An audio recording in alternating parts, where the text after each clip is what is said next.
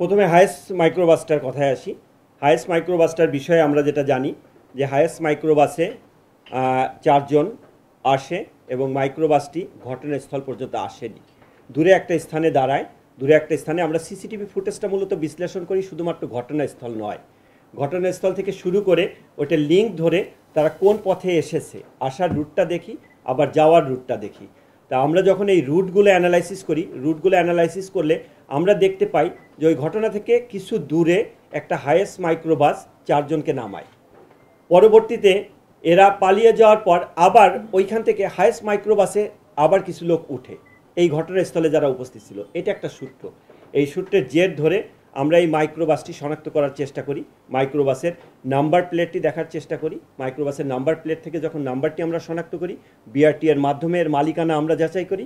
মালিকানা যাচাই করে মালিকের কাছ থেকে যখন জানতে পারি যে মাইক্রোবাসটি কে নিয়েছে, তখন মালিক মূলত তার মাইক্রোবাসটি ভাড়ায় দেয়। 2 ড্রাইভার, তার মধ্যে জাফর নামে এক ড্রাইভার ওই দিন তার কাছ থেকে ভাড়ায় নিয়ে আসে। পরবর্তীতে আমরা জাফরকে যখন আমাদের হেফাজতে আনি, জাফরকে আনার পর জাফরকে যখন আমরা ওই ছবিগুলো দেখাই, ছবিগুলো দেখানোর পরে যে কোনো একটি ছবিকে একটি নামে সে আমাদের কাছে প্রথম স্বীকার করে এবং সে বলে সে গাড়ি যোগে দূরে বসা অবস্থায় ছিল, সে ঘটনাস্থলে আসেনি।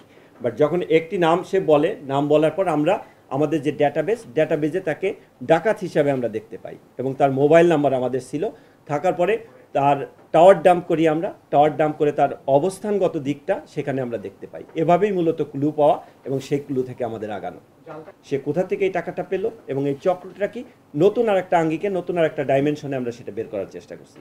বলেনি এটা কিন্তু ঠিক না, কারণ আমরা এ পর্যন্ত যতটুকু তথ্য প্রকাশ করেছি তাতে অনেক তথ্যই পাওয়া গিয়েছে এবং একজনের কাছ থেকে আরেকজনের লিঙ্ক ধরেই মূলত মূল চক্রটাকে গ্রেপ্তার করা। একজনের কাছ থেকে যে তথ্য পাই সে তথ্য বিশ্লেষণ করে আরেকজনকে গ্রেপ্তার করা এবং সেখান থেকে উদ্ধার করা এবং সেটার তথ্য প্রযুক্তিগত যে অ্যাডজাস্টমেন্ট সেগুলো করেই মূলত একটা তদন্ত কার্যক্রম ঘটে।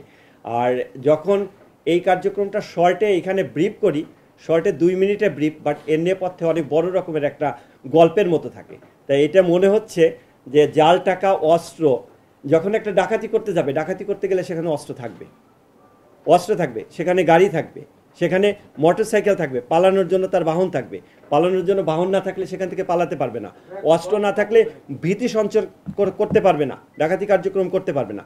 জাল টাকার বিষয়টা, জাল টাকার বিষয়টা সেটা আরেকটা অপরাধের ডাইমেনশন, যে ডাইমেনশনে আমাদের তদন্ত কার্যক্রম চলছে যে এইটার ক্ষেত্রে তার প্রিভিয়াস হিস্ট্রি আছে কিনা, অথবা জাল টাকাটা কোথা থেকে এনেছে। যেহেতু আমরা পেয়েছি, পাওয়ার পর এটার ক্ষেত্রে আমাদের তদন্ত করতে হবে, তদন্ত করে জানতে হবে, এটা রুট বের করতে হবে, সেটাকেও আইনের আওতায় আনতে হবে।